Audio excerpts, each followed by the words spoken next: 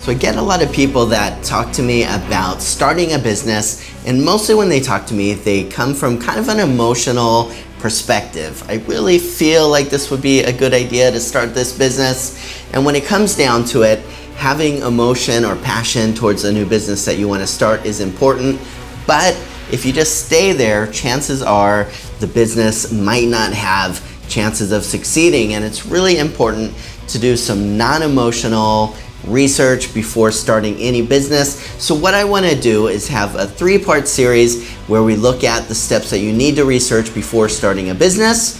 Let's start off with part 1. Subscribe now. So the first thing that you need to start off with is deciding what services or products that you're going to sell.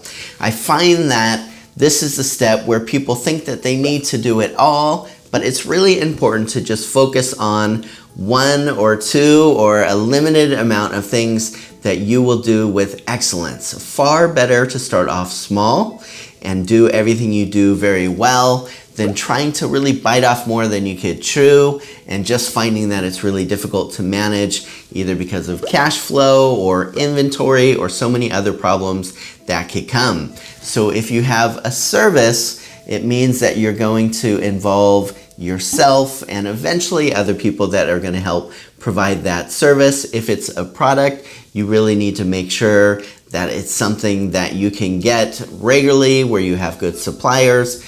And regardless, it's really important that whatever you decide to start off with, that you know that you'll be able to provide that service or product with excellence. The second thing that you need to consider researching before you start your business is, who will you sell to? So you have a product, you have a service, but who is that actually going to go to specifically? Often when I ask our clients at Purple Cow that question, who's your target market, who's your target audience, they'll say the world. What I have, everybody wants. But the reality is the world is not your target market unless you're Coca-Cola. And even Coca-Cola has people that thinks that they suck or they're not healthy or whatever other reasons for not buying them. Chances are the whole world does not want your product or service. And if the whole world's your target audience, that means that you need to have the budget of Coca-Cola, billions of dollars, to make sure you could reach everybody in the world in terms of marketing, advertising, sales, and other things like that. Most people don't have an unlimited budget. So it's really important to make sure that you have what's called a product market fit. In other words, you have a very clear idea of what product, what service it is that you're going to sell, and who the target audience is or target audiences are that are really most passionate about what it is that you have to sell. If you don't get this part right, your business isn't going to work. You really need to make sure that you have a clearly defined product market fit for who is going to care most about what it is that your business is going to sell. Third thing that you need to look into and research before starting a business is competition. Now, most people look at this from the opposite perspective that I would. Most people feel like if there's competition for their product or service, that it's not a good business idea because people are already doing the business out there and they need to find another business idea that doesn't have any competition. But I really look at this in the opposite perspective. If there is competition out there, what does that mean?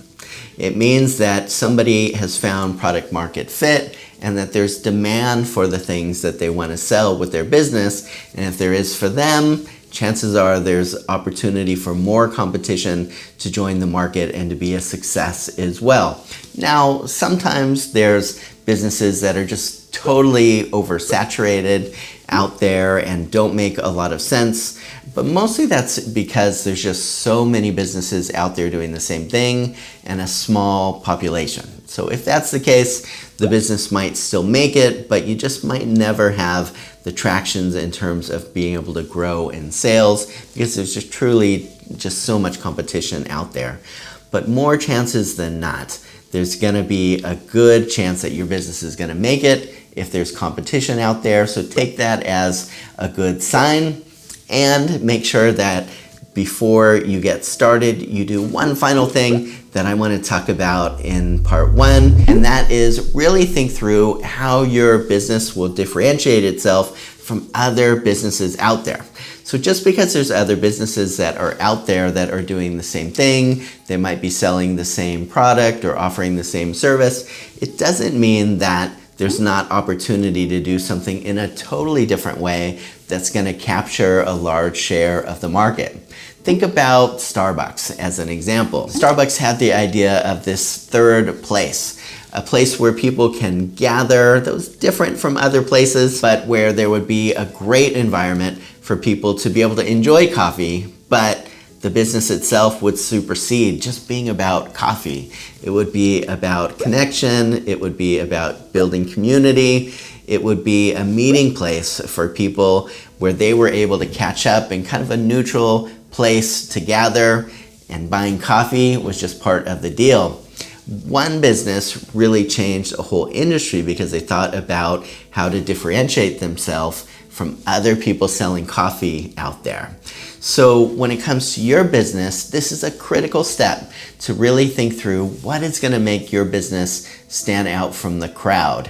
Is it going to be something about the processes, how you make things happen? Is it going to be quality? Is it going to be creating just a completely different way of looking at the type of industry that you are involved in?